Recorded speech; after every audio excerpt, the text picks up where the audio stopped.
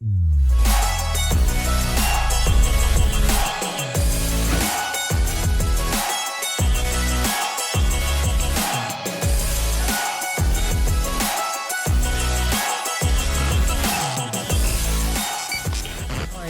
welcome back to Season 3 of the What's Next podcast. I'm your host, Levi Casada, and man, do I have a treat for you this season.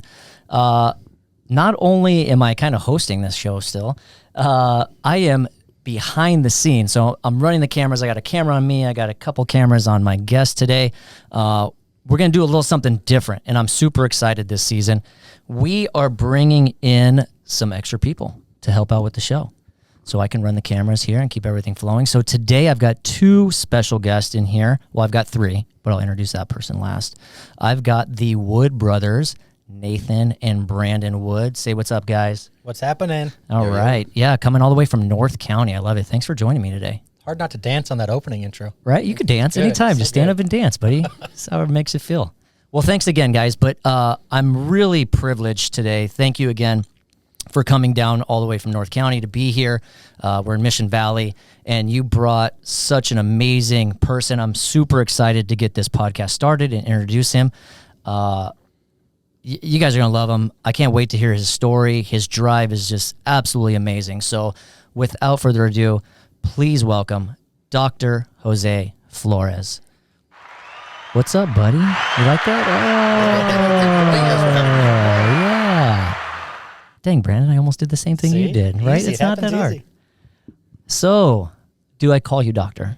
You can just call me Jose. I can call you Jose? Okay, I appreciate that.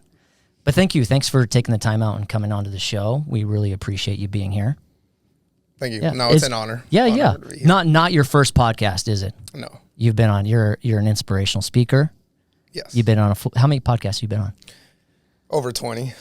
Are you serious? Yeah. Over 20? Over 20 podcasts. Oh, wow. Definitely this is a different setup. So I think you guys are taking it up a notch. So are we? Excited to be here. That's good to hear because we never know how we compare to the rest. Yes. But no pressure, Levi. No pressure. I know. That's okay. Important phone calls. Is that you? It is. We're fine. That's all right. If you need to take it, let me know. No pressure for the podcast. Yeah. I'm already nervous because again, I'm watching the timers, I'm watching the cameras, I'm trying to host. You guys got to step in and help me out a little bit. But let's start from the top. I want to hear this journey into your career into real estate, but you've got such a great story. You're an active U.S. Marine. Correct. That's a full-time job. You're a real estate agent. Correct. That's a full-time job. And you're a father, and if people don't know that is also a full-time job, right? When you're home or not, it's a full-time job. Right. So let's start. Where are you from? So originally I'm from San Antonio, Texas, but I say San Antonio, but there's a small little town with a population of 3,000, and it's called Catula. That's where I'm from, but most people don't know where that's at, so I just reference San Antonio. Yeah. So you're in a population of 3,000 growing up? Correct. What was that like? Small town feel?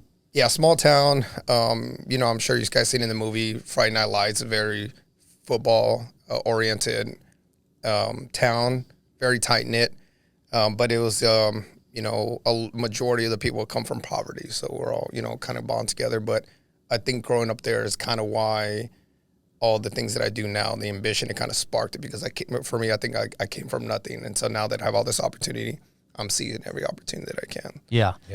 Did you play sports when you were a kid? Yeah. Yes, I did. I played football, I ran track, did some powerlifting, but my biggest sport was football. I grew up around that. Yeah. Which is why you see me throwing the football to my little man. Right? You got to get him going now. What position did you play? So it was because, again, we came from a small town, so we had to play offense and defense. So on offense, I started off as a lineman because I was a little bit bigger and then slimmed down. So I moved to receiver. Then I moved back to fullback. And then on the defensive side, I played a little bit corner, but I ended up moving to defensive lineman. Defensive end, yeah. You more offense, defense? What do you prefer? I love offense. Yeah, I'm an offense kind of guy. I want to score. You want to score. Yeah, you got to get the Friday Night Lights. Yes, yeah. yes. So what is that called when you play both sides? Gridiron? Yes. Football? Yep, okay. Correct. Yeah. So growing up in this small town, sports was your thing, right? Yes. When did you feel like, when was that move to, would you play through high school? Correct. Did you play in college or? No. Okay. Yeah, because I joined the Marine Corps right out of high school. That's where I was trying to get at. So when in high school did you go, this is where the path I want to take? Because you're in a small town. Correct. It's very easy for you to fall into what a small town is doing. Absolutely. Get complacent, right? Correct. You sit there and you be like, oh, I'm going to take over. I see what my dad does. I see what my mom does. And that's what I'm supposed to do.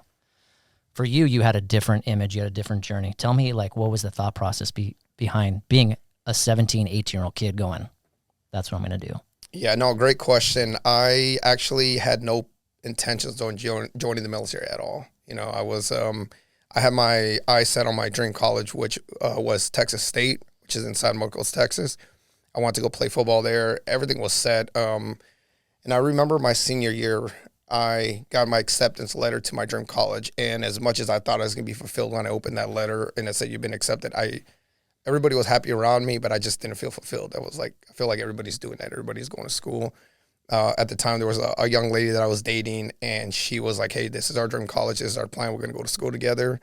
And I just wasn't fulfilled. So I was kind of going through my senior year, and I remember going to the cafeteria, and there was a Marine recruiter, and he was making everybody do push-ups for like the little dog tags. So I walk in with my best friend, and everybody's doing push-ups, and we kind of just blew him off. And the recruiter comes up to me and he gives me the dog tag, and he was like, "This is for you." And I was like, "I'm not doing." I kind of got big headed, so I was like, "I'm not going to do any push-ups."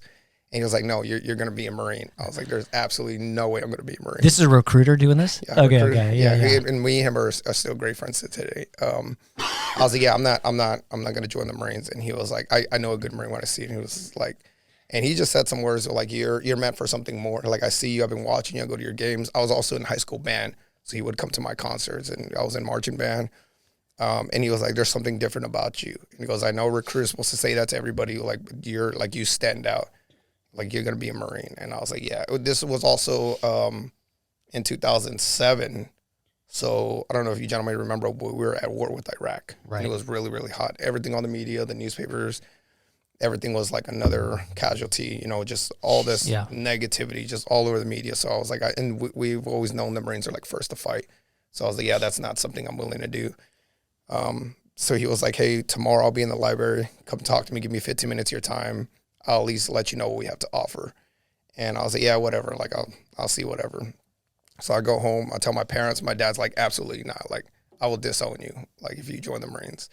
My mom's like, "No, you need to go to school. You need to go to college. That's, been the goal since day one." I told my girlfriend, she was like, "I'm going to leave you, join the Marines." So everybody that loved me was like, "Don't do it." Oh, that's heartbreaking. It is, yeah. So I told my coaches, everybody's saying no. Next day, I'm going to school. I pass the library, and I'm walking my girlfriend to her next class. And I look in the library, and I see the Marine recruiter's uniform, and they look sharp. I was like, they look great. And she was like, "Keep walking." So I keep walking, and I just felt like I'm going to say it was God. Like, God was talking to me and saying, like, "Hey, go talk to him." He didn't say a word. He just looked at me, and I just kept walking. And I remember going out the door, and I literally had one foot out the door. And then I told her, like, "Let me just see what he's got to say." He drove all this way for me. She's like, "If you join the Marine Corps, I'm leaving you." This is your girlfriend? Yeah. Okay. So obviously I joined the Marines, so we know how that story played out. Went back, talked to him, and he, he started making me think, because he was like, "You got accepted to college. Again, he knew my circumstance. He knew I was poor. Like, you don't have money for school. You don't have money for medical, dental. Like, invest 4 years in the Marine Corps and get your education paid for, get financially stable, get all these benefits, set yourself up, and then carry on your plan." And then nobody in my hometown had joined the Marines. So that was another challenge. Nobody in my family had joined the Marines. So the more he kind of planted the seed, I went back home. I had a binder with all the info, and I tried to talk to my father, and he was like, "I'm not hearing it. Like, if you join, like, you're no longer my son." He told me that. So I would just YouTube videos of the Marines, and I was like, this is something that it's challenge. It intimidated me, because I was like, I don't know if I can do this, But I think that's what kind of intrigued me, kind of pulled me in. That's what I was going to say. So you were heart wanted. You wanted it. Yes, yeah. So I didn't know that, but the more I looked into it, I just became obsessed, and I turned my back on everybody who said not to. I was like, I'm going to do it regardless. I lost my girlfriend at the time. My dad said no, and I just followed my heart. Something told me to do it, and I joined and came back. The hardest thing I ever did was Marine Corps recruit training. Came here to California, San Diego, graduated and went back, and everybody was proud of me. My dad was super proud of me, and my mom. Yeah, I bet. And I had to kind of establish that faith with them. It's definitely a fear, right? You've been through it. You know, I look at it the same way. I have 2 small kids. I think that your parents didn't mean anything by it, like disowning you. It was just that's the only thing they could try to say to you to keep you They don't home. want their baby going off, especially during that time. Especially during that time. Well, now, yeah, you're a father, so imagine your son coming to you. Oh, yeah. During a time of war and saying, it's my duty to, you know, you'd be proud because you are actually in the Marines, in the military. But man, you're right. There is not a religious podcast by no means, but God spoke to you. Yes. Because not many people in a small town will give up everything to listen to the God, the little, you know, angel, the voice on your shoulder telling you this is your path. And it's such a great story because you went home after doing boot camp. Isn't easy. You want to share a little bit about boot camp? Yeah, I just, you know, for the last 18, well, at the time I was 17, you know, we take it for granted. Our parents tell us what to do. They cater us. They cook for us, clean. For sure. And then for me, because I grew up with siblings, so I was never alone. I was always with somebody, a brother. I had a sister, friends. So for the first time I go somewhere, complete culture shock. And then at that time, again, I'm from Texas, so I thought I was good. I was a good runner, good football player. So I thought I was an athlete. Now you come to San Diego where you're competing against people from all over the states, you know, and they're all coming together. They're the best of the best. And you get humbled. You know, you thought you were fast, and you get people just smoking you. And, like, you know, it really humbled you. So now you have, you know, all these people coming from different backgrounds. They're there for different reasons. You know, for me, it was a way out. Some people were homeless, you know, so they're fighting for their spot. Everybody is just fighting for that title. So extremely challenging. And obviously the drill instructors they're like machines, you know, just constantly going, and you're tired, but you're like, I don't know how they're doing it.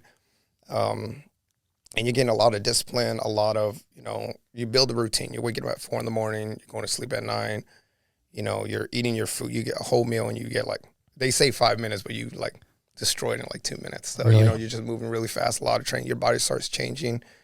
And you learn to work as a team, because when you first get there, like, everybody wants to fight each other. You know, he's from New York, he's from Tennessee, I'm from Texas, you know, they're from, you know, South Carolina, like all these places coming together. Everybody's, you know, culture shock. Well, all the alpha personalities coming exactly. together. Yeah. Trying to see where they Stack up. Or Exactly. But then, you know, you through teamwork, you know, you go through all those opposite courses, and they call it stripping you down. Your identity is one of the first things the drill instructors tell you. Like, I don't care where you're from. I don't care who your dad is. I don't care how many followers you have on social media. Like, you're all worthless. And they say that not, you know, in a demeaning way, but you're all starting up, and then they build you up. So it was definitely challenging. I would say probably one of the hardest things I did, because now I didn't have anybody to turn to that I knew. Right. So I was forced to, like, find my inner strength and pull me through. You're not talking to your parents every day. There's no communication. And so it forces you to bond. Correct. You know, it's funny. This is just off subject, but you know how they get rabbits to bond is the same way. Is if you have a rabbit and you get another rabbit, what you're supposed to do is put them in a closed scenario, like say a bathtub together, and start hitting the bathtub so they get scared, and so they start building this bond together. So it's kind of crazy. Messed up, man. It's messed up and it sucks, but same thing here. You've got to put fear, and then there's no one else to turn to except your brothers, your sisters in the military. Correct. So that's cool. I don't. It's not fun, but No. but you did. But you found the people you needed to be around. Correct. Yeah. So you survive boot camp. Yes. You go back to Texas. Correct. Now, how long in Texas did you stay before you got your first deployment? So I went on what they call leave, which is like vacation for 10 days. Went to go see my teachers, my coaches, you know, went back to church, and seeing everybody. Like, now they saw this, they say, like, they described it like a boy, and then now coming back as a man in uniform. So, but to me, I think that was powerful, because that me stepping in what I call walking my faith, coming back, even like my teachers, like, there's so many risks I wanted to take, I never did, but seeing you so young, leave everything behind. So to me, I felt like I woke up the town. You know, everybody was like, now they have their own little endeavors. So I did that. Then I came back to California. We do 30 days of, they call it Marine combat training. So you kind of learn like infantry skills, warfighting skills. Then I got my job title, which was transportation. So then I went to Missouri, did a month there, like a month or two. So you learn to drive those big tactical vehicles. They're like compared to like civilian semi trucks, you know. And then I was, you know, now I was faced with decision like where do I want to get stationed? Like very transparent. I'm a mama's boy. I came from Texas. I wanted to go back home. So my first thought was like, okay, go to California. It's the closest you can go to Texas. And I remember they're lining up. One side was West Coast orders, East Coast, and then there was overseas. My first mind went to, I'm going to go West Coast, you know, and then for some reason, again, that voice, I'm going to say it was God, spoke to me and was like, go overseas. And I'm just like, nah, like I'm not going to now you're fighting with each other. Yeah, right? I was like, no. Like, Yeah, I was like, can I meet this, you know? Yeah. He was like, go overseas. And I was like, no, I'm not going to do it. You know, and I didn't tell my mom anything. And again, I had that, because joining the Marine Corps did cause a little tension in my relationship. So she was like, now you come to California, we'll rebuild, we'll get married. You know, the whole dream. Oh, with the girlfriend? Yeah. Oh, wait, she came back. Yeah, she's stuck around, yeah. She knew that. She knew the VA loan. Yeah. No, so then, I took another leap of faith. I was like, I'm going to Japan, which is where I'm going now. Same base, same building, actually. That's crazy. Yeah, full circle. So I left, and then I went to Japan, and then, you know, earlier I said that, you know, they were deploying and they're sending everybody overseas. So I went to a unit that was non-deployable. We're like, we don't deploy because not every military unit's mobilized. Like there's some units that are specifically designed to stay in place, not deploy, not go anywhere. So I got stuck in a non-deployable unit. However, because I was so trained and so highly equipped, I was like, I want to go overseas, you know, to the war zone, and I want to, you know, pay my respects over there. So I volunteered. I deployed. I went to Kuwait. We did a little bit of time in Iraq, but it was already dying down. So we're doing a lot of retrograde. Yeah. But then I went back to Japan from there. Good experience because now I got to see a whole country where, you know, we take it for granted when we're here. We're fighting like our battles over here. Now you're going over there and you see kids in Iraq and they're playing, you know, in the dirt with a soccer ball, and they're so happy, and they're so like they're take it for granted. Practically naked, and they're so happy. And these little kids, and it's eye opening. And you know, they're bombs placed everywhere. There's that danger there, and they're so like they're enjoying life. They have literally nothing. And then you come here, and then you know, kids are spoiled with their iPads, to include my own. You know, being exposed to that experience at such a young age, I think that's what helped matured me, you know, throughout my career, because I remember that. I remember those images and those times. But that was my first deployment. Yeah. Wow. Yeah, it really helps you see the culture that, you know, other countries and absolutely. What real poverty is, you know, and we sit here today and we're like, wow, man, I don't have an iPad, or I don't have this cool toy. I don't have the newest. Right, I don't have the newest newest it's thing. like we're striving for stuff. Right. Or I can't even afford to go out to dinner, and these other people are like, well, I can't even afford to. They're having rice. Right. Yeah. Again. And they're still happy. Like they're smiling from ear to ear. And they have the right to be miserable and to be the way we are dissatisfied here because, you know, they got a Starbucks order wrong. Right. And we're upset. Right. They're over there. They're just happy to be playing, you know, in the dirt. So yeah.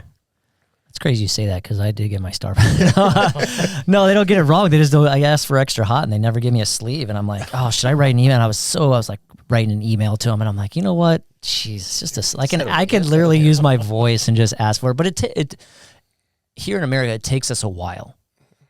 You know, I'm in my 40s, and it's taken me 40 something years to realize, like, just breathe, just relax. Well, my wife also helps me do that. Like when I yell in a car, she's like, they can't hear you, but I can hear you. So stop yelling at them. Yeah. It's like, if everybody just took a breath and just, you know, we have it good here.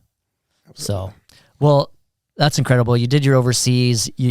So you came back after your first deployment over there. Yes. Let's talk about your education. Yes. At what point, because I'm not a school goer at all. So for you to go, I'm pretty sure I did the math right. You did about 14 years of school while you're in the service. Correct. Wow. So to walk me through that, you're deployed, you're doing different things, you're learning different, parts of the military that they're assigning you, part of the Marines, but then they're also allowing you to go to school. Yes. So tell me that journey into being like, I want to educate myself further. Yeah, absolutely. So going back to when I first enlisted, I enlisted at 17. So you're not at the legal age to sign for the military. So I had to get what they call parental consent. So my mom and dad had to sign. My dad said, I'm signing it, I'm disowning you. That was his way of disowning. Yeah. My mom, before she signed, she was like, because we grew up poor, my mom dropped out at like the 4th grade because she's from Mexico and she came illegally and got naturalized here. My dad did high school, never went to college. So my mom, before she signed, she was like, I'm going to sign this, but with the promise that you're going to get your college education, you're going to get a degree. And she, I remember her specifically saying, I don't care if you're in Iraq, I don't care if you're in Afghanistan, I don't care if you're getting shot at, you're going to school. You're going to get a degree. And she was like, do you promise? I was like, I promise. So she signed, I enlisted. So when I got to Japan, that was my first mission. Even before, I was 18, I wasn't thinking about going out. I wasn't thinking about going to the clubs. Like at that time, my peer group was like, let's go out, let's go to clubs. They lower the drinking age in Japan to 20. Okay. So they were like, hey, let's go drink. And I was like, no, I need to go to the education center. Like, I need to get enrolled to college. Like, that's a personal goal. And they're like, why? Like, you're so young. And I was like, you don't understand. I made my mom a promise. And they're like, oh, wait till next year. And people like to push off goals, but I was like, no, I need to do it now. So I started going to school at night. I took 3 classes. And this was after, like, my normal duties. I'd go to the education center, and I'd stay there from, like, 5 p.m. to, like, 9 p.m. And I started going to night school. Was this in Japan? Japan, correct. Wow. Yep. Okay. And then I graduated, and I got my associates, but their ceremony was in Japan, so my mom was not able to attend. So I told her, like, hey, I'll enroll to my bachelor's. It was a college here in California. I was like, I'll finish my bachelor's in psychology, and then I'll fly you out to that graduation. So I came back to the States. And yeah, you're right. During that time, I was, going to different places. I was deploying. I switched to online programs. So I was able to, anywhere in the world I was connecting. Then I came back here, finished my bachelor's. And this is an interesting story because I was done. I was like, all right, got my bachelor's, took a picture with my mom, fulfilled my dream. Made mom happy. Yeah, pay the bills, everything is good. And I do believe everything happens for a reason. So I was good in my head. I was going to this graduation like, I'm done. This is it. The only issue was like we went to the graduation and there was 2 lines. Like this side where these gentlemen are at was the master's program, black cap and gown with the purple robes. Right. On this side was the bachelor's program, gold robes, black cap and gown. So I was taking my selfies. I was whatever. I ventured off to this side, the wrong side. You ventured off to the wrong side? Correct. Okay. Yeah. And I remember there was a group of girls. They're taking their photos, and they looked at me, and they're like, "Little boy, are you lost?" Like, oh, little boy. I was like, "What?" And they're like, "Yeah, this is." They're like, "Are you lost? Like, are you looking for your mom?" And I thought they were just like trying to like flirt with me. Well, you do have that baby face already, I can imagine you at like 20. Yeah. So they were like, "Oh, this is the master's program. Like, you belong over there with the scrubs." And they said that. No. And I'm just like, and they were like, bye-bye, like maybe one day you'll be here. And I remember like walking and they were just making fun of me as I'm like taking the trail of tears. Just the walk of shame. Yeah, exactly. That's exactly. And I remember that time I was just so mad that I was like, I'm going to go back. I'm going to get my master's now. Like they woke up a beast. And I was like, not only that, I'm going to get a 4.0. Because I asked her like, what was your GPA? And they're like, oh, we're 3.6, 3.8. I was like, I'm going to get a 4.0. Yeah. And they're like, yeah, whatever. So I finished the graduation, but in my mind, I was already locked on. Like, there was already a target, like, I'm going for my master's. So I set my mind on that, volunteered for recruiting duty, so I moved to New York. I was a recruiter out there. I was able to finish my master's, got a 4.0, again, done. So how old are we at this point? We were 25, completely done, got my master's, active duty. There's no need to go anywhere. I didn't even know you could go anywhere further than that. And then I remember being on recruiting duty, and so my mom is old school. Like, she never like uses technology. So I remember being in an interview with one of the gentlemen that I was recruiting, and my mom FaceTimes me. So I was like, oh, something's got to be wrong. Like, she does not. Oh, so this was somewhat recent because it's FaceTime. Yes. Yeah. Yeah. So, five. Yeah, it was 10 years ago. 10 years ago? Yeah. 2015. Okay. Yeah. And so she FaceTimes me, and I answer and was like, "Hey, Mom." And the video was like all up in her face, looking like, No, yeah, just her mouth. I was like, "Mom, back up the phone. I can't see." Yeah. And she backs it up. So I was like, "Hey," and so I went to the room because I just felt like the atmosphere shift. I'm like, "There's something wrong." Yeah. So I went to the room and like, "What's wrong?" And she was like, "Hey," she knew I was invested in my career in school. So she was like, "Hey, I have some bad news." And I was like, "Well, what's going on?" And she kept stalling. I was like, "Mom, just talk to me. Like, what's going on? Like, I need to know." And she was like, "Your father's on life support. He has 48 hours to live. So if you want to say bye, like, you need to come now." And my whole, like, everything just went blank. I was like, I got to go. So I called at that time it was Maris. I called my wife. I was like, "Hey, book me a flight to Texas. Like, I need to go." And I called my commanding officer. I was like, "Hey, I need to leave." My father's like, and I had done so much for the organization. He was like, "Hey, whatever you need." Right. They were supportive. I flew back here, or I flew to Texas. I had another brother in the Marines. He was stationed in Hawaii, so he flew in. So we all, like, the family got together. We're saying bye to my dad. And I remember we went to the hospital, and we saw him in the hospital bed, and he was already gone. Like, physically, like, there was, like, no life in him, and he was kind of like in a vegetable state. Yeah. So I'm talking to him, and I'm like, at this time, I had all these accolades, and I'm sitting in front of him, and my father never really told me he was proud of me. I was there. I was like, "Dad, it's me. I'm in New York now. I had just won recruiter of the nation, like #1 recruit in the entire the Marine Corps. I got a master's degree. I bought a brand new car. I got married." So I had all these things that I'm trying to get his attention. I was like, "Dad, like, it's me. I'm doing this." Finished my master's, and I'm not getting to him. He's already gone. So I'm like, well, at least I'm thinking he can hear me. And then finally, he kind of like comes out of like his unconscious state, and he looks at me and was like, "Well, say," and I start shotgun blasting. Like, "Dad, like, it's me. I'm here. Won recruit of the year. I got my master's degree. I'm married. I bought a car." And he was like, "You got your master's?" And I was like, "Yeah, I told you I would." And he was like, and so I'm trying to get like, "Dad, say you're proud of me. Like, before you go, like, say something." And his like dying words to me was like, "Go for your doctorates." And I was like, "What?" He formed that together. Yeah. He was like, "Go for your doctorates." And I was like, "All right, Dad, it's time to go. Just shut down." Dad, like, just go. I can't do any more school. Yeah. I was like, so I look over at my mom, and I was like, "Wait, what? You want me to go for my doctors?" And I'm trying to like plead with him. I'm like, "Dad, I'm still active duty. Like, I'm married now. I'm trying all the excuse I'm throwing at him." He was like, "Go for your doctors. Like, be the first doctor in our family." And before I can get another word, he shuts down. So that was his last like dying words to me. Wow. So you have to. Yeah. So that's why I feel like I have to call you doctor. Like, that's like, yeah. I will never call you Jose again. Yeah. Dr. Flores is who I will refer you to, but yeah, you earned that. You earned that, dude. I mean, wow. So you're leaving me speechless because I'm tearing up because you have a kid, and I think as a male, that's all we want from our dads. Yes. Legitly in life.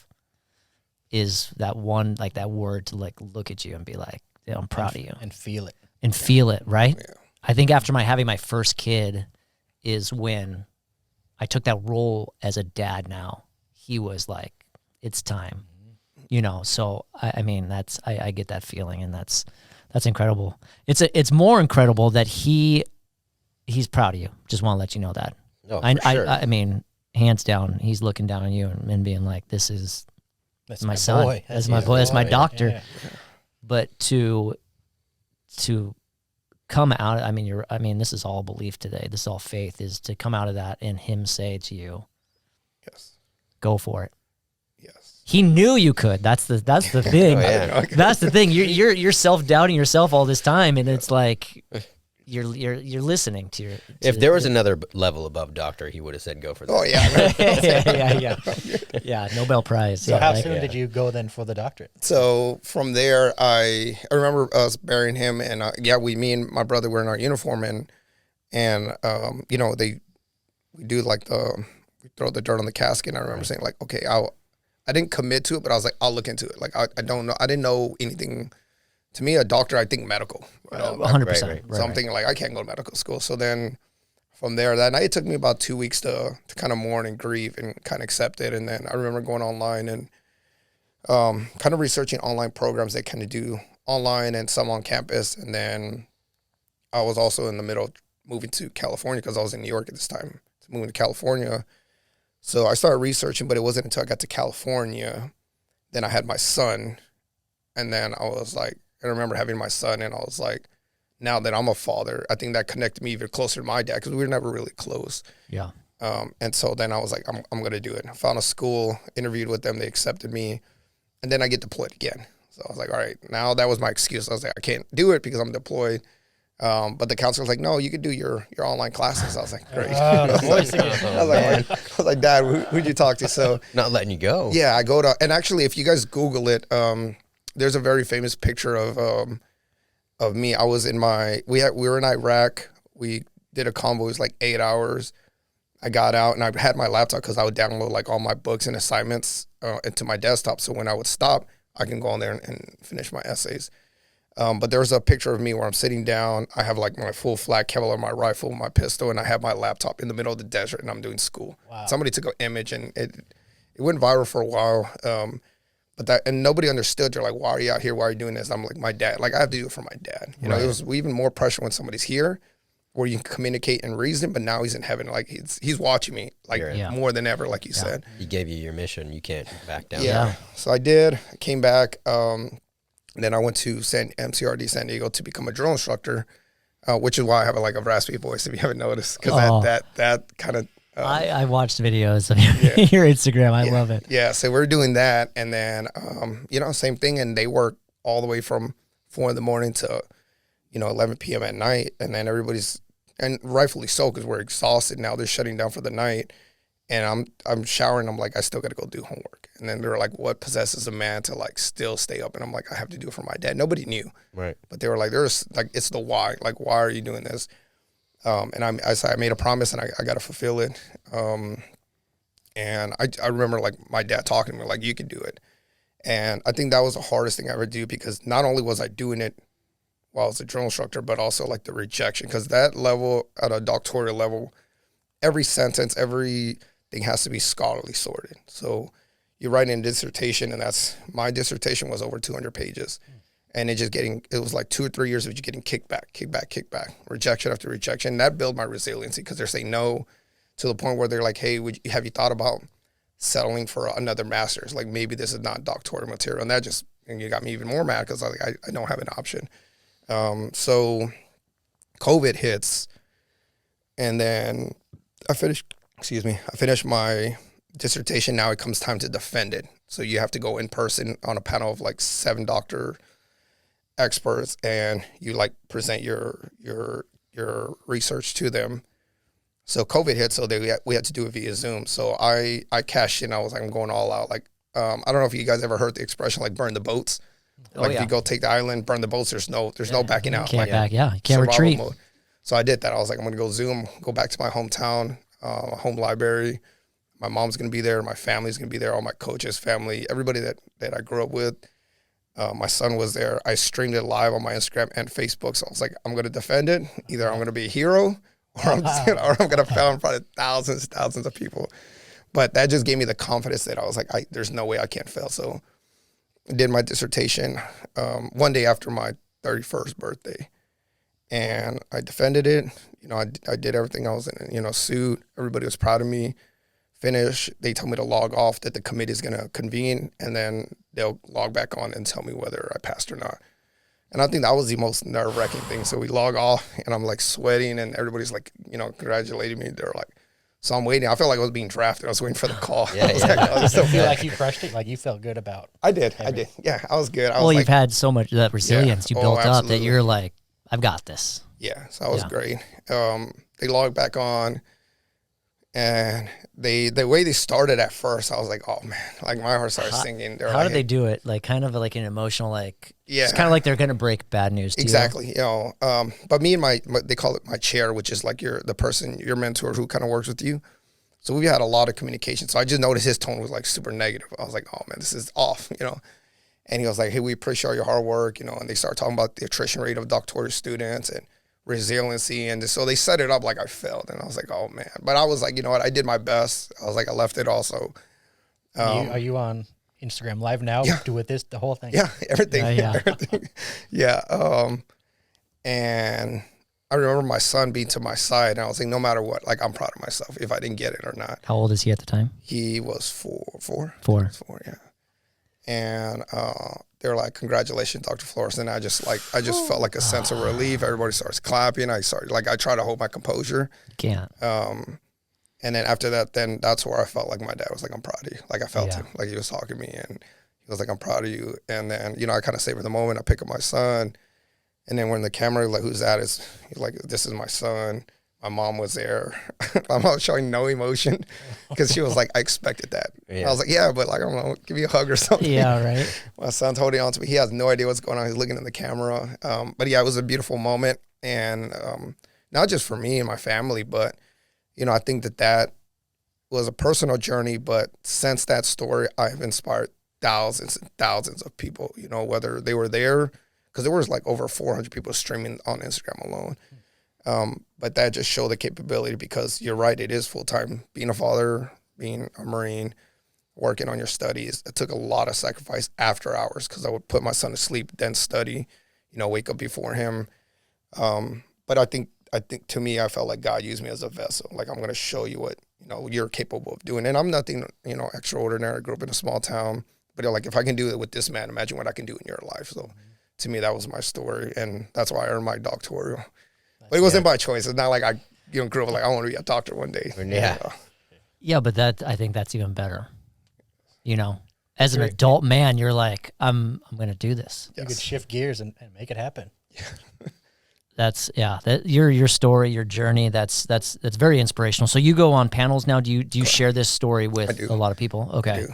Yeah, I'm glad that you're doing it on our platform. So thank you so much. Yeah, super inspiring for sure. It's crazy. Makes me feel like I need to go do something. I think I might pick up a book tonight. Yeah. No, you don't read. I don't. I'll listen to a book tonight. Baby steps. Yeah, baby steps. You know, and does it take baby steps to do that? Like, does. well, you know, you had the training already in you. You know, like you said, you got broken down, and then as soon as you start, it's tough. The discipline. The discipline, and you do it once, you do it twice, you do it 3 times. But I get it. When you put your kid down to sleep, you're like, it's time for me to sleep. And you didn't. And so, like, how hard was it to put your son down and not close your eyes for a little bit, instead to hit the books? It took you a little while to get out of that mentality. And It I did. feel like you're still doing that. I saw. Yeah, I'm back in school. are you back in school? I am. Oh, He's going nice. for a double doctorate. Yeah, what are you going for now? So, and I know you guys are gonna think I'm super crazy. Now this is personally me, but I'm working on 2 degrees at once. Another doctoral in psychology, but because I've already gone through the steps, Right. and then a master's in education. Wow. That's very cool. But now this is for me. Like, the other Yeah. were like I was doing it for a prompt for somebody else, but now like this is for me because I want it for me. Yeah, normally in a lot of people that do this, they just keep going to school to keep partying. It sounds Oh, like yours Yeah, is different. right? No, you did the opposite. Yeah. Not at all. Well, let's talk about your third career, Okay. real estate, because you do all this now. Yes. So at what point in your life, out of all this chaos and doctorate and education, like, when did you were like, I want to get into real estate? I came to California from New York, and then I was doing a tour with the lady who was renting out our first house, and she was a realtor. And I remember talking to her, and I was asking her all these questions, and I remember her turning to me. She's like, "You're really smart." She's like, "You ever thought about being a real estate agent, realtor?" And I was like, "No, again, I'm doing all this other stuff." I'm like, "That's the last thing I need to do." But she kind of planted, the seed. She challenged you. She did. Yeah, instantly. That's all you got to do. And then, so I started looking. I was like, I don't even know where to start, how to do anything. So one night, I Googled it, and it's like, you got to take your 3 courses on your state exam. And so I was like, you know what, I think I can do this. I don't say that I was struggling financially. I just wasn't growing. Right. I was like not going anywhere. We were making enough to pay the bills and kind of just, where we're not investing. When, I read all these books about investments, like I don't have extra income and then I want to, be a homeowner. Yeah, I was being challenged. Yeah, so then I did the courses, to the state exam, same thing. I put my son to sleep, but I did the real estate exam a lot. I've had the license for a while now because I didn't practice it, but I got the license right before my second deployment. Same thing, put my son to sleep, then I'll do the classes at night. Took the state exam, passed, and then deployed again to the Middle East. Then I came back, didn't do anything, went to the drill field, finished my doctoral, And then I was like, at the time I was married, and she was like, we need to buy a house. You're so smart. You got all these benefits, and we're not homeowners. And she was right. So she kind of, I'll credit my ex-wife, and she's the mother of my son. And I always tell her, because she always takes credit. She's like, you're a good realtor, because me, I'll give her that credit. She nice. pushed me through to buy a house. I was like, no, you grew up in a poor town. Now you're about to sign, a contract for $650,000. You're like, that's over $500,000. I was like, no. And she was like, do it. And which I'm so glad we did. So we bought our first house. I wasn't savvy enough to represent myself. So another realtor kind of helped me out. And then when I saw what he was doing, I was like, I can do that. And then my ex was like, you could have been doing all this. And I was like, yeah, I had no direction. So then I met a gentleman who was one of my mentors. He started his own team. So I kind of went under him. He showed me like from start to finish, what it took. And then I started practicing, and I was just kind of helping out like my buddies who were kind of looking for homes. And then I got really, really good at it. So then it took off, and then life happens. We separated, me and my son's mother, and I was faced with the decision. Do I sell the house? Do I buy her out? Just like we've all gone with that experience with that. But my son was like, Dad, I'm not leaving this house. So I was like, I can't sell. Yeah. And I was This thinking is here in San Diego. Yeah. Yeah. I was like, I'm thinking like, I'm going to have to do an open house for my own house. And he was like, Dad, I'm not leaving. So I gave her the house. I was like, all right, I'm going to sign it over. But then now that forced me to go get my own properties. Right. So I got really good at real estate. Then I was able to accumulate enough capital to invest and buy my own. And then I was able to get 2 properties. And I just got good at it. So I started helping people out. I leveraged my social media a lot, gained that trust, and then just got very proficient in it. And so I've been doing it since then. And I love it. I enjoy, like today, right before I got here, handing the keys to somebody and making a dream come true to them, knowing that you took part of it and they don't see all behind the scenes that what we do, So to me, that's the fulfillment is you're using your gifts, your talents, your skills to help somebody else accomplish a dream. And so that, to me, that's what kind of hooked me in. And that's why I love helping people. And then the 3rd deployment in Australia, I was in Australia, but I was still selling homes here, remotely. Yeah. And they're like, how do you do all this? Where there's a will, there's a way. Yeah. Well, that's cool. And so the group you're hooked up with, you're still with them, the Coburn? Yes. Coburn Associates. That's amazing. And I did a little research on them. So they're, again, veterans. Correct. Of the Marines. Yes. Or spouses as well. Correct. Yeah, that's incredible. I can't imagine being with, you guys all know what it takes. There's a lot of loans out there, VA loans. I do have one question. That's what I was trying to get back to. What do you think that fear was on purchasing your first house? It's the unknown. You hear all these horror stories. I think there's a lot of information that's polluted through the media.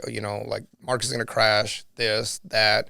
You're hearing all these outside influencers, and then the commitment. You're committing. You're thinking like, I'm signing this huge commitment. It's one thing to sign for like a $20,000, $30,000 car, but now you're signing for a home that's over $500,000. So right. That commitment. And I will say, and I'm not being biased because I'm an agent, but that agent plays a huge role in kind of walking you through it.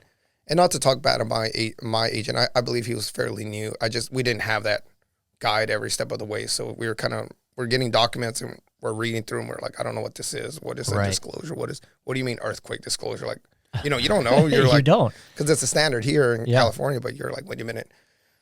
So not having the proper, I guess, handoff kind of put us in that fear. So just a bunch of different factors. I mean, we take all that for granted, right? Being in the business, just our job. It's what we do. Yeah.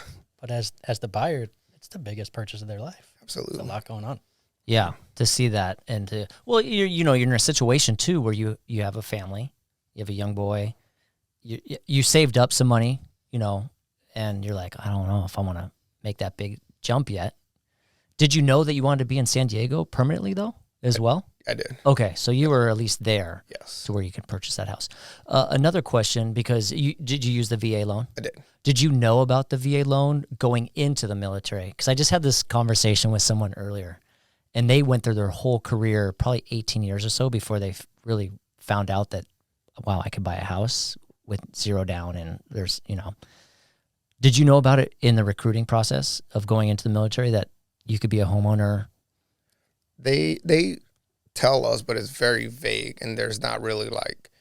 Well, you were a recruiter too at one Correct, point, yes. so you do give that's like a bullet point in there. Correct. Yeah, we say Okay. you know there's benefits to help you own a home, but at that time none of us had owned a home. Yeah, You're not thinking about it at that point. yeah, you're so not young. thinking about it. Like you have the option to, like, you know, if you want to, but we're not.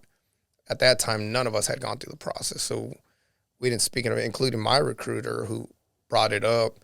But I just feel like the Marines or the military in general, we just don't have enough information on it. Right. Which is why I'm very, very an advocate for passing information. Because, yeah, you're right. I didn't really fully learn about the VA until I was a E6, which is a staff sergeant in the Marine Corps, which was like 10 years into the Marines. You know, and Wow. I think about it, I was like, and now like my clients who are E3s, E4s, they've been in the Marines for 2 years, 3 years, but because they have the education, because we're passing it. So Yeah. they know, so they're committing, and it just makes me think, not that I wish I had that information, because, you know, I had access to it. I just didn't have that initiative to go drive. But now that we're pushing it to them, they're like, well, I have this option. I'm going to take it. So, Yeah, it's definitely the awareness is out there yes. more. That you can Absolutely. find it. So now that's why I love that you're still active duty and you're helping your fellow brothers and sisters to. I mean, it's a big accomplishment. That's the biggest purchase of people's lives is getting a home. So that's incredible. So you're doing that full time. I'm glad. Thank you, by the way, for coming in today, because we squeezed you in. I know we scheduled for one more day out, and you're like, I can't. I'm leaving. So where are you getting deployed again? So I am going to be going to Okinawa, Japan. Okay, back to that's right. Back to this. Right back to where I started. where you yes. got started. That's yeah. amazing. Yeah. So, and you're still going to stay active as a realtor Correct. when you're now. How do you do all that? Yeah, so you could do it because it's all remote. Now we kind of transition to everything could be done electronically. Signing documents could be electronic, and that's to facilitate not just us as agents, but clients, because we do it the opposite. Our team's here. We have clients coming from Korea, Germany, Japan, and they're able to sign electronically. So it'll just be kind of reverse roles. So I'm able to still do all the research because technology has innovated so much that I'm still able to, you know, look at the listings, set up tours, you know, write offers, negotiate, and do all the forms remotely. The only thing I can do is physically show them the house, Right. which why I have team support to do that. So Yeah. I'm still able to do that. License will still be active, and I still plan on, because now I feel like my name is trusted, you know, so I feel like I have to deliver, not for anything. There's a lot they say, hey, I know you're going to help us guide us through it. And a lot of it could be done virtually. So I still plan on exercising that. Well, that's cool, and you got a good team to support Yes. you when you're gone. Correct. Yeah, that's amazing, because that's a good trust that you have with your team that you built. What was I going to ask you? So this is one thing. It's you're still active. When you leave, how hard is it to leave with your son? That is, that's a great question. I know. I'm so sorry. I because this is where I was kind of going with it, because I stalked you a little bit, as I always do with all my guests. I go onto Instagram and I see. By the way, you do a great job on your Instagram. Thank you. It really tells your story. Very inspirational. Everything you post it's thought out well. It's not just like throwing out garbage. It shows who you are. You get very vulnerable in a lot of your, you know, because like, and that's why I'm asking, because there's a post about, like, we kind of went over everything. Your schooling. People tell you you can't, but you're driving to do this, but you have to leave. When you leave on deployment, you're leaving one of the best human beings in your life, and that's got to be tough. And so, like, you're mentally, like, how do you deal with that?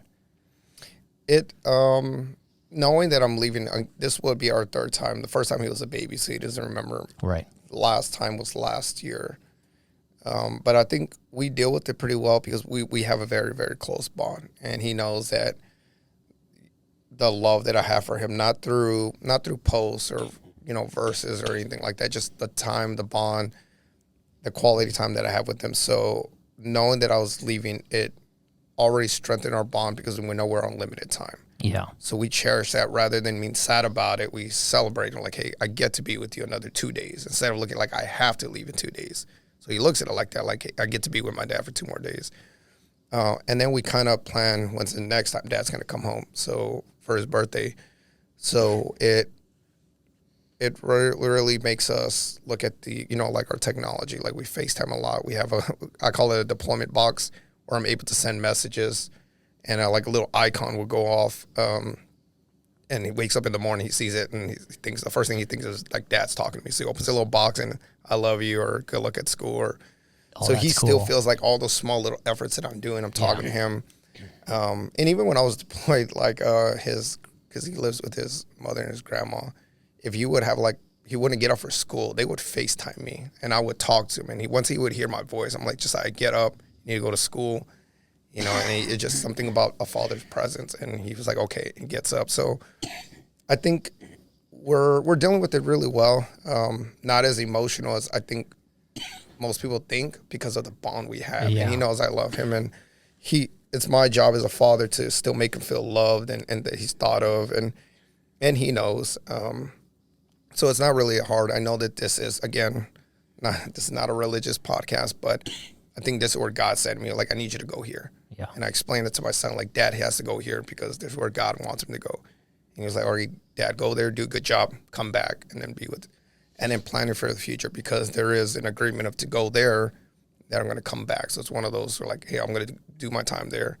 Then they'll promise me another X amount of years here. So I had to look at it from a timing standpoint. If I would have stayed here another 2 years, that put him at the age of 8, and then I got to leave.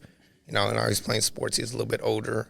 He's a little bit, now he's entering the preteen stages where he needs me the most. So I was like, I'd rather go now where he's still a little bit younger, come back when you need me. So I think of all those long-term things. So it's not as emotional as you might think, because of the bond, the time, the quality. But it also sounds like it takes a lot of forethought and again, you're thinking the long road, not just like, all right, I'm out of here. Correct. And then while you're here, it's intentional time. It's not just going through the motions. It's, you're not taking it for granted. No, everywhere I go, he's there. Yeah, I've even done showings or inspections, and he'll come with me. And even though I'm working, I'm going to go do something, but he's there, and we're talking, and I know everything. I know all his secrets. I know everything about him. I know his weaknesses. I know his strength because I talk to him, and it's those small little moments of a car ride. Rather than saying, hey, Dad's got to go to work, you're not going to see me, I'll come back at night, I'll squeeze him in there. And I think even like the clients will see that. They're like, this gentleman's legit. He's, is not sacrificing, work, or his family over work. So you just got to be savvy with it. Yeah. You got a great mentality at looking at things, because I saw on your Instagram, like a panel that you're on, you were speaking and you were talking about, being deployed. You got to go somewhere. That's where the Marines are telling you to go. And instead of, there's a lot of people that complain like, oh man, I got to go there or something. Your mentality was like, I was sent here for a reason. I'm doing my duty. I'm doing my job. And that's why, like, you look at life differently. Correct. Which is very rare.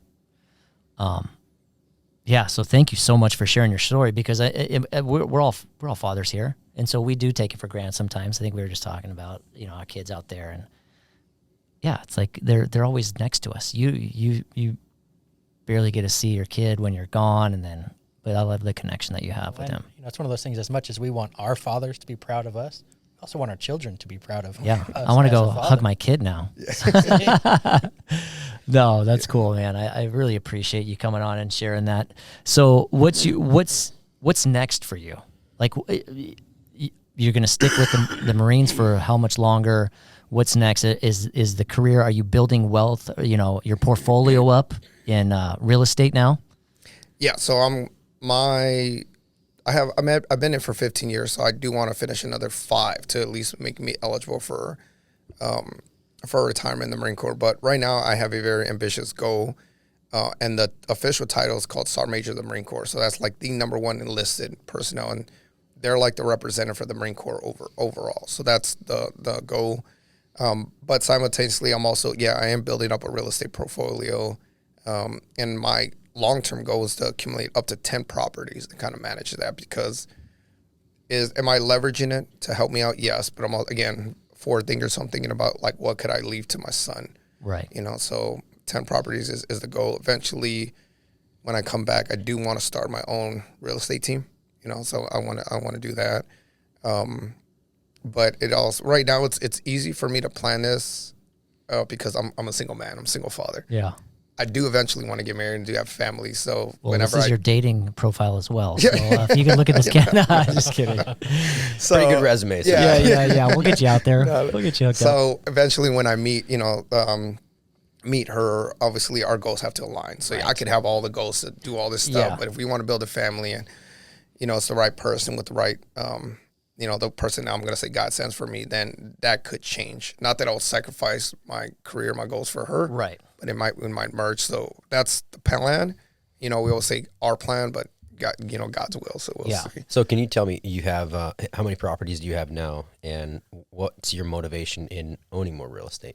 Yeah, absolutely. So I own 2 properties, but my motivation is there's just so much. We talk about generational wealth. There's so much strategy, like so much money out there to leverage, and it's all the information is there. And I hate to say it, but I look at my family and how we grew up in poverty, and we had access to the same benefits, same strategies, but it took a risk. My parents weren't willing to take the risk. But now that puts me in a position where I was handing nothing. Now I come forward and was like, hey, I'm going to do the research, get the education, take the risk, learn about it. So that's my motivation, is to accumulate that. But with real estate and owning properties, you just open, the path to my son's college is already paid for. That's awesome. He's learning how to catch a football, but just leveraging it. And there's so much material out there about it. But yeah, real estate to me is like the number one vehicle of all the research I've done to kind of accumulate that wealth. And it just takes that one person to change a whole family generation. And I feel I'm that person. So yeah, that's great. I mean, I feel like it's the same thing. So many people that aren't in our industry, they don't get the power of what real estate can do. For instance, our mom bought a house back in, 2003 or 2004 in Solana Beach for $630,000. And it was a dump.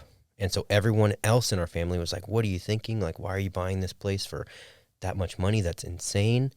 And they bought it. They had a renter in there for a little while, and then they renovated it, built up a really beautiful home, lived in it for a couple years, and then sold it for like $3 million. that's crazy. And it's crazy that you're able to do that, and the power of what real estate can do. Oh, absolutely.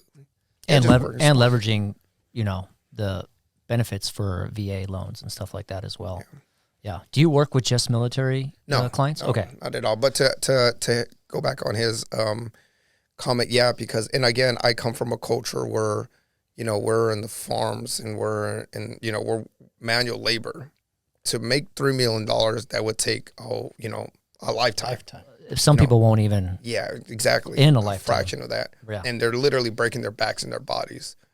And then you look at this, like, could I invest in real estate? You're not doing, like I said, yeah, they renovated it, they lived in it, but they're not doing any other manual labor. And that's what I love about it, is you're just working smarter, and I love my family, but do I want to spend the entire rest of my life breaking my back for, a fraction of that, or do I want to leverage real estate, be smarter?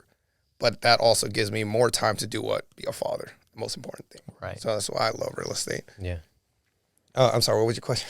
I don't think I had a question. But yeah, no, I think, that's great. So 10 properties in, are you giving yourself a time frame? 10 years. 10 years? Do it this year. One a year? Do it this year. It'll be done by Yeah, I'm trying. Yeah, if I can, I just got to with the loan officers, because they're like, you're accumulating too many. I try applying for another one. They're like, hey, you need to calm down. Yeah. I don't make that much money. There's Like, no I do. calm. Push them, make them do their jobs. Oh, I do.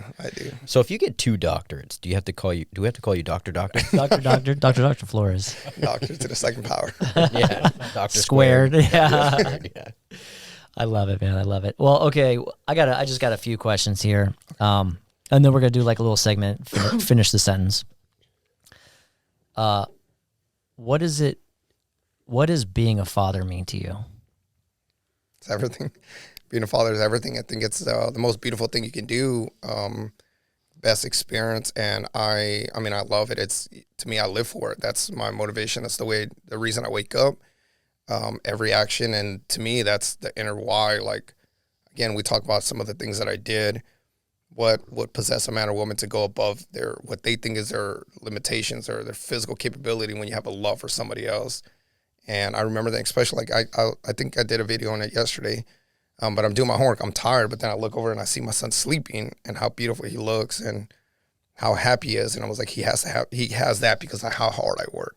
So being a father and being a parent in general is the most beautiful experience. And it's every day I look forward to it. You look at him or, your daughter and you see you and their mannerisms, the way they talk, their reason. And it's hard to be mad at them when they're like, their justification. I'm like, that's you. But there's a caution to that as well, because you are the example. Now that could be a very good thing. That could be a bad thing, because, some of the language, to be very vulnerable, sometimes I use vulgar language and I know he hears me. Yeah. So I also have to be cognizant of like, all the great things I do, he's going to look at it, but also all the flaws, he's going to look at it. To answer your question, I think being a parent is the most beautiful experience we can have, the biggest blessing.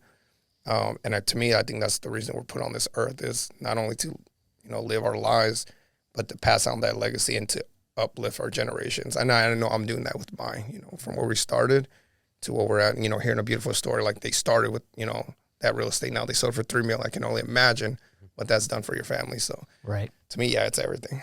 So any more expecting or? I want to, Okay. It's not a dating podcast. That's right. I'll look at this camera and please tell us, like, how many more? No, I do. What's your type? I want a little girl. That's been like my dream. Yeah. So I talked to my son. He was like, no. He was like, no, we're good. But I do want more kids. So I do have an interesting question. Yes. And it kind of, someone asked me this the other day and I had a hard time answering. It was like, what's your why? And we were in a group setting and a lot of people were saying their kids are their why. And I can see how, that's my why partially as well, but it's not entirely that. Do you have a separate why other than just your families, and what's that if it is? My faith in God. Yeah. And I can go down a rabbit hole with this question, but God has been very, very good to me. And I can count the number of times that I feel like I should, and not to get too deep, that I know that I probably should have been killed or died, or like I'm not going to make it out of this. Holy cow. And God's blessed me. And to me, like, I think that's another thing that what shapes my mentality was like, I was blessed with another day. We take that for, granted. Yep. We go home, we're like, hey, I need you home at this time. We're like, well, what if you don't make it home? Because we see, on the highways, and not everybody's going to make it home. So being in those situations, and I feel like God has every accomplishment that you can think of that I've done. Before I got that, there was a very, very dark valley that I had to go through. And that's where God brought me closer, stripped me down, took everything, and was like, okay, I'm going to build you back up. But because you're going to be my testimony. And I've lifted and I've helped a lot of people during that. So God is my why. And I think in essence, because I've been faithful to him, he blessed me with my son. Oh yeah. I love my son, but he's not my inner why. It's God and my faith. That's amazing to hear. I mean, you could just imagine, when you were walking by the library and the recruiter was in there, if you just kept walking and you didn't listen to that inner voice, where would you be right now? Right. That's a great question. It's scary to think about. It's scary. It's super scary to look back at what, I feel like we don't do that. We shouldn't do that, but you're right. You being, like we said, you get complacent. Yep. And everybody wanted you to be complacent. Everybody wanted to keep you there for selfish reasons, because they love you. That's, love can be selfish sometimes, and that's what they wanted. And it wasn't who you were meant to be. And it's pretty incredible that you can, man, it laid out a path in front of you for sure. Because if you had just listened to everyone and stayed safe, like you'd still be in that small town, probably. Oh, absolutely. Yeah. I was thinking, I haven't never really thought of that. That's a great question. Yeah. That's wild. I probably would have stayed home, gone to college. I know I would have came back because, the family drama, they would have brought me back, and I would have tried to save, be the savior. And that's scary. But you'd be, working hard at home and like you said, maybe never even see that wealth, not know the knowledge, not passing on, not inspiring. So you're right. God used you as a vessel to inspire a lot of people, I'm inspired. I'm ready to go. It's crazy when you think about those small, insignificant at the time steps that just change the course of your life altogether. Yeah. And what an easier choice that would have been to just keep walking. Yeah. That's crazy. For sure. That's wild. You don't do easy though. You don't do easy. Yeah. There's no easy button in your life. Yeah. No, but I have fun with it. I enjoy it. Somebody had brought that up, that comment, like, you just love living a stressful life. I was like, no, I just. But you don't know any different, so it's not stressful to you. Out looking in, we're like, damn, that's a lot. That's stressful. Like all that schoolwork. I still have nightmares of not knowing my locker combination. Like, geez, we're making it to class in the last 30 days. But yeah, to you, it is. That's your. There's nothing different. And he doesn't even have a gray hair on him. I know. How old are you? What the heck? All right, I got another question here. What does being a Marine, or what does being a Marine mean to you?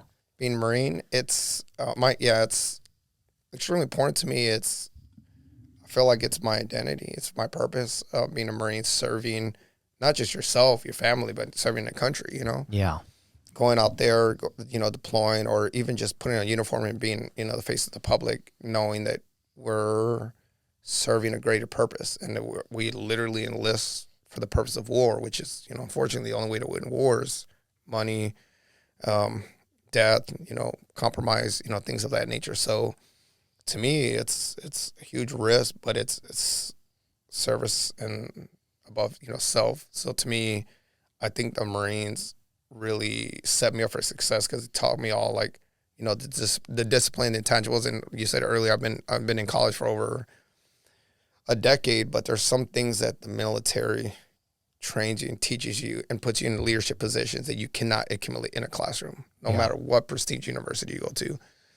Being in a deployment environment and seeing some of the things that are stuff, you can't learn that in a textbook. You can't learn it watching a movie. You have to be there and see it. You don't feel it. Yeah, exactly. Right. You see pictures, you see the the stories and stuff like that, but you're in it. Yeah, and then you're there and you're looking at the rubble and you can only imagine what happened, and you're kind of picturing how did this city get destroyed, and you're thinking of all the Marines that came before you, and you feel honored. You're like, I'm honored to be here. And to me, the pride, especially for being the first one in my family. So it is something that I cherish. I hold it near and dear to my heart. And to me, it's just, being a servant, not just to, your town, to your family, but, to the country, so. Yeah. And it sounds like you have a sibling that's also in the military. Did they get inspired? Did you inspire them? So I actually so my dad was in the Air Force. That's why I probably we're starting the podcast over, so go back. That's why why he disowned. Remember we talked about this, that if he's in there, he doesn't want to see his son go that same path or Correct. Like that. Yeah, I had a set of twin brothers. So I'm the oldest boy, then right underneath me is a set of twins. And they were in the Army. So, and then the baby of the family was a Marine. So. Wait, do you guys fight? Yeah, all the time. Yeah, who's better? Who's the branch is better? Yeah. Obviously, right? We don't say anything. Me and my brother, we don't say anything, but it's always the Army. The soldiers always got to bring it up. They're like, we do this, we're bigger. And we're like, you can have it, man. You have nothing to prove. Yeah. Isn't the Marines are tip of the spear? Yeah. Okay. Yeah, just had to clear that up. Yeah. That's pretty incredible. All right. So I always like to finish our podcast. Thank you again. But by the way, thank you for your service. I mean, I love hearing your story. It's incredible, man. Thank you so much. Thank you. The faith and everything. So I like to finish the podcast with finish the sentence. Okay. Are you ready for this? This is easy. There's no wrong answers. This is fun. This is the fun section. And you guys can answer it as well. I love this. I've never had this many guests. We'll do it. You'll hit it. You'll go, and then. Okay. I'll give you time to think. Yeah. I won't start off with a hard one. Let's see. I laugh when someone farts. Oh, really? I was just gonna say the same thing. I mean, come on. That's why you're brothers. Are you serious? Yeah, farts are funny. Oh, geez, you got the dad gross humor. You use the same thing, or I was gonna say that. I can't say the same thing. Yeah. Is it grown people farting, or is it just your little baby tooting? I think for me, it's more the kids doing it. Yeah. If I hear a grown man do it, I don't know if that's squeaking a laugh out of me. What do you laugh at? I laugh when? I laugh when I'm just around my kids. Yeah. I just love being around them and their energy, and they make me laugh all the time. Yeah. For me, I'm going to say stress. Stress makes you laugh? Oh, that's the first answer I've ever heard here for that I got a challenge or a stress, I'm like, all right, I got it. And then seeing everybody freak out, and I'm like, I'll laugh, and I'm like, all right, let's execute. Wow. Yeah. That's incredible. He's a Marine. He's a Marine. Yeah. That's amazing. All right, I laugh when too, and I have a daughter. I have a 13-year-old daughter. The most terrifying thing. By the way, you want to have a daughter? It's great when she's little and everything like that. When they turn to a teenager, oof. Yeah, everybody tells you that. Yeah, scary. So when I laugh when now, I can hear her chuckling or laughing. That brings so much joy to me because it's a true thing right now. These teenage girls, I coach volleyball too at that level, is you're trying to fit in. And your bodies are changing all weird. And it's like, I think boys just have it easier and you're going through all these changes and then you're trying to find like where you belong in society, really. Because you're starting that like middle school, like where do I belong? Where do I fit in? And God, I just worry about like depression and stuff for her. So when I hear her like actually enjoy life, because she gives me this looks like she doesn't enjoy life, that's my joy. That's when I laugh. Yeah. That's a good one. That is a good one. But good luck with that girl. Yeah. Brandon doesn't know about that. I don't. I know. Three boys. I have a 1.5-year-old girl. Yeah. We'll come back to this conversation. So I'm laughing 12 because years of all from now. that stress too. You do laugh at stress. Yeah, but yours is a crazy, like, eye twitch laugh. Yeah. All right. I would die without. My kids. Yeah. Brandon? I'd say kids is an easy one. Yeah. I'm going to say my wife. She kind of keeps my life in line and keeps me focused. She does. I know your wife. Yeah, she Good for her. Yeah, I would have to say my son. Your son. Yeah, without him, I honestly don't know how I lived so long without him. Yeah. Yeah. I was like, what do we do before we Yeah, have exactly. kids?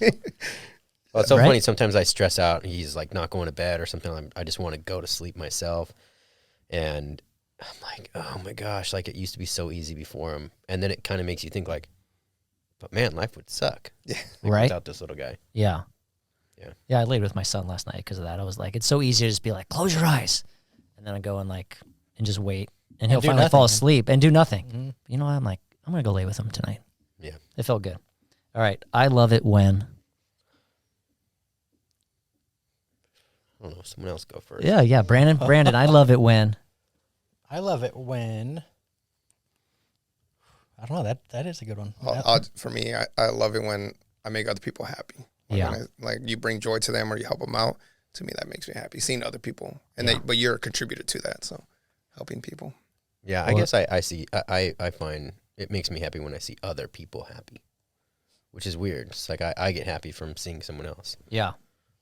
Yeah, that's good. Oh, you're in a perfect career for that. Yes. Real estate. So, yeah. Congratulations, by the way. You're about to deploy, and you have 2 closings coming up. 3. 4? 3? 3. I'm sorry. 3 closings. So you're going to be happy 3 times. Yes. Yes, I love that. I love it when they close on time. I love yeah. I love it when it goes Well, they smooth, didn't close right? on time, but they're closing right before I leave. So maybe that was the plan all along. Yeah, plan. exactly.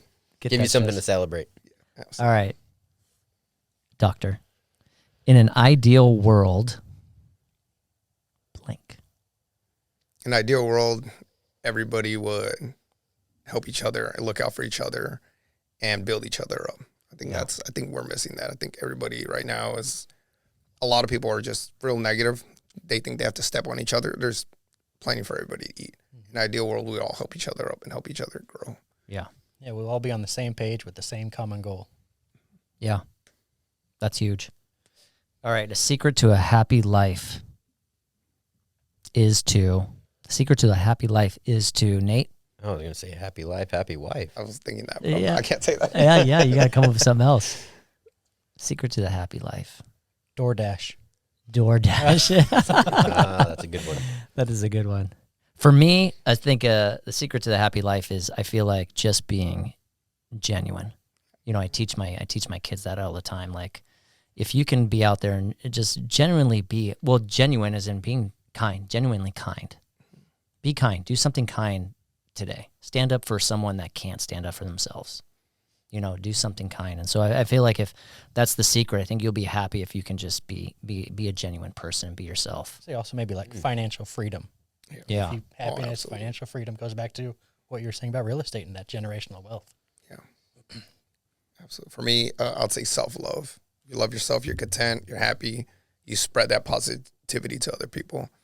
And I think, people radiate off that. And I've been in rooms where the atmosphere is down, everybody's kind of down, and then you bring that positivity and you're happy and you're complimenting and you just bring that atmosphere up and everybody's talking. So I think, but it starts like, I can't talk to you and make you happy. I can't make my future wife happy if I'm not happy. So I can't do that to my son, because even if I'm stressed or hitting some adversity and he's around me, he can feel it. It's like, Dad, like, you're always happy. Like, what's going on? And it's contagious. Yeah, and you try to hide it. Like, you're faking a smile, and you're like, no, everything's good. And they know. They feel the energy. They're like, no. Like, yeah. So, to me, again, it's inner.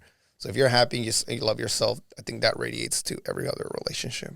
Yeah, and that kind of ties on to what you're saying. Like the true form of success is if you're able to be your genuine, true self and be accepted by everyone that you surround yourself by, for sure. Right. Yeah, that's a good one. All right, I work best when Under pressure. Yeah, I knew you were gonna say that's like a lob up to you. Yeah. That was easy. You do work good under pressure. I love pressure. Yeah. I was actually on the way to this office. I was talking to a young lady, and she was talking about the school. And she was like, she was like, I'm not as busy as usual, like, but I wait till the last minute because I work under pressure. I was like, for me, it's part of my schedule, but also it's hard to fight when, I'm writing an essay in the last hour, but then I get 100 on it, or I get 99. It's like, if it's not broken, they'll fix it. But to me, it's that pressure, knowing like, hey, it's do or die. Like, I can't be distracted. I shut everybody off. Yeah, I'm in the zone. I'm like, this is my assignment. And that pressure, just like, to me, I perform well. Your thoughts are all clear. You're not all over the place, like, eating, talking to people on your phone. Like, your thoughts just kind of juggle. Yeah. Like, you're right there, your target locked on, and you do what you got to do. So under pressure. You don't have time to be distracted. Yeah. Yeah. I think for me, I work best when I'm prepared. Yes. So, like, preparing, it's just easier. Yes. Yeah. You guys? I'd say when I'm in a positive environment, when everyone around me, again, going back to common goals, we're all got the same end goal, and we're all striving to make, I guess, team player. Yeah. I think I would say I work best when I'm busy, because I feel like I get into this state where I just keep flowing, and a win turns into just good energy to go after the next win. And I feel like if I'm busy, it just feels like I'm in this flow state, and that's what helps me keep moving. Awesome. All right, last one here. I admire people who... I would say people like him that out of adversity, strive and keep pushing, and no matter what like limitations other people put on them, they keep pushing forward and do stuff that, I mean, maybe even yourself you didn't know how to do or could do. Yeah. I think for me, when people build each other up and uplift each other, I think that's the most beautiful thing, when they can help each other out, even if they don't know each other. But I think that's when you see that, and there are some really good people, really good, kind-hearted people, and when you meet that, it just reminds you, like, they don't owe you anything. And I brought it earlier about going to other countries. Japan is one of those countries that humbles you. You talk to them, and the locals treat you like royalty, and you're just like, I don't deserve this treatment. Like, why are you so nice to me? And, they treat you with that hospitality. Then you come here, and they're yelling at you because the light turned yellow or green, and you're not taking off. Forgot the Starbucks sleeve. Yeah, exactly. You're right. So I'd say, when people are just positive, uplifting, I think that's a beautiful thing. Yeah. Well, that's awesome. Well, thank you again. I mean, it didn't even feel like this, but we've been speaking for an hour and 20 minutes. Oh, wow. Yeah. So I know you're crunched for time, but I appreciate you. You're very inspirational. Again, it goes back to Nate. Like, it's very admirable to have someone come in here and just inspire a group of people. It's amazing. So thank you so much. Will you look at this camera, let everybody know where they can find you? Yeah, so you can find me now that I'm going to be going overseas. You can find me on social media. So my username is J_FLORESMC89. And there's a bunch of scammer accounts, so make sure it's the one with the verification. Also email, joseflores1007@gmail.com. Those will be the two primary methods of communication. And what type of girls are... No, that was perfect. Yeah. You're looking for a doctor. Yes. No. Again, thank you so much for coming on.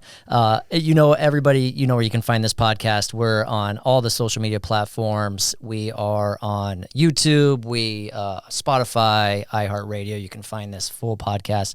Subscribe, ring that bell. We're super excited to be back this season, and thank you again, Dr. Flores, for coming in and spending time with us. The Wood Brothers, thank you so much. Anything else you got to share? No, thank you. Thank you for coming in. It really shows that you've set your mind to something. You're your only roadblock. So get out of your own way and make it happen. Yeah, absolutely. All right, man. Appreciate you. Thank you.